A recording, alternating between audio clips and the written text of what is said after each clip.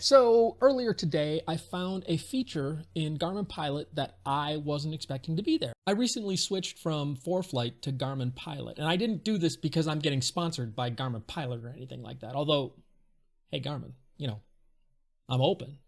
But I did it because I want to understand the relative merits of Garmin Pilot versus ForeFlight.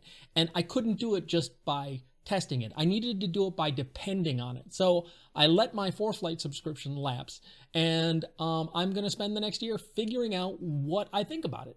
They recently released this thing called SmartCharts that, I don't know. I thought it was a little bit more hype. Nevertheless, it's still pretty cool. And I discovered when I was planning for my trip to Oshkosh, which I'm going to in a couple of weeks, that they have the FISK arrival on the SmartChart. Okay, so we're in Garmin Pilot right here, and the easiest way to get to this is to go down here to the Airports tab. And I've already got Oshkosh up there, but if you didn't, you could just click on up here, click KOSH, and you can search for it by typing KOSH and then clicking on it, and it will bring it up here.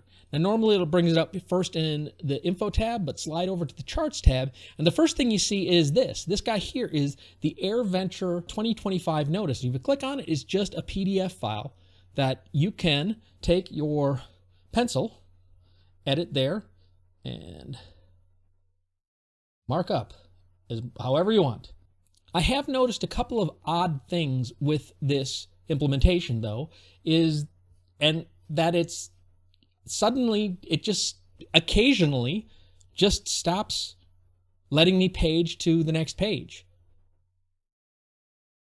Now I'm going to slide over and then it stops. It's a weird feature, but the way to get around that, at least so far it seems, is to always press on this arrow. Instead of swiping, if you just press on the arrow, it keeps going. If you try and swipe left or right, it'll eventually stop. But then they also have, if you slide all the way down, you can see the FISK arrival, and it is a smart chart.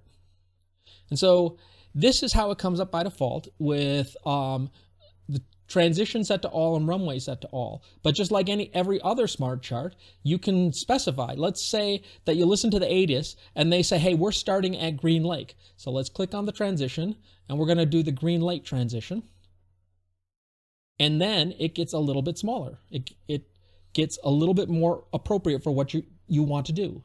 And if you zoom in, it gives you some interesting little tidbits around here about each of the waypoints that you need to get to.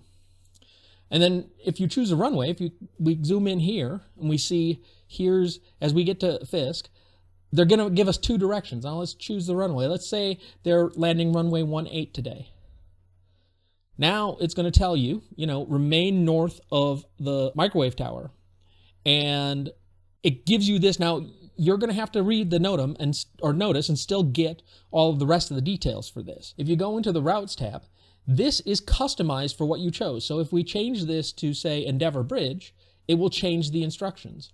If we change this from runway 18 to runway 27, it again changes the instructions.